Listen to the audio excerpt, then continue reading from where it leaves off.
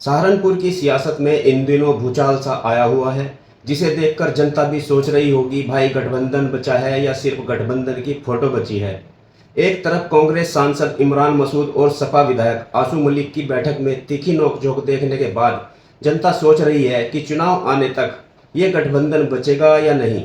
और जनता भी सोच ही रही थी कि कहानी में अचानक एक और नया ट्विस्ट आ जाता है। दोस्तों, कांग्रेस सांसद इमरान मसूद के दामाद सायान मसूद सपा का हाथ पकड़कर साइकिल पर सवार हो चुके हैं। 20 अगस्त को लखनऊ में अखिलेश यादव ने सायान मसूद को समाजवादी पार्टी की सदस्यता दिलाई।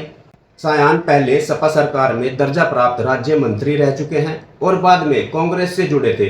2024 के लोकसभा चुनाव में वह अपने ससुर इमरान मसूद के चुनाव प्रचार में भी शामिल थे, लेकिन असली भूचाल तो सपा में शामिल होने के बाद हुआ है। दोस्तों, सायान ने अपने ससुर इमरान मसूद पर ही सवाल उठा दिए। उनका कहना है कि अगर आप लगातार अखिलेश यादव को घेरेंगे तो आप अप्रत्यक्ष रूप से बीजेपी की मदद कर रहे हैं।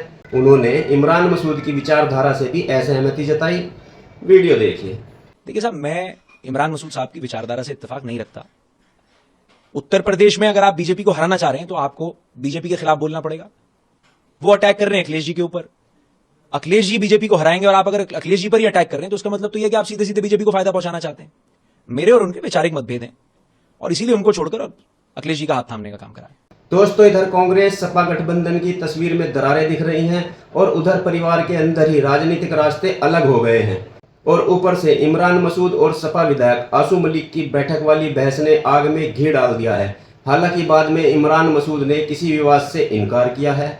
अब सवाल ये है, जब कांग्रेस और सपा के नेता एक दूसरे को ही समझाने में लगे हैं तो 2027 में बीजेपी से मुकाबला कौन करेगा। और इमरान मसूद साहब के लिए तो मामला थोड़ा ज्यादा दिलचस्प है।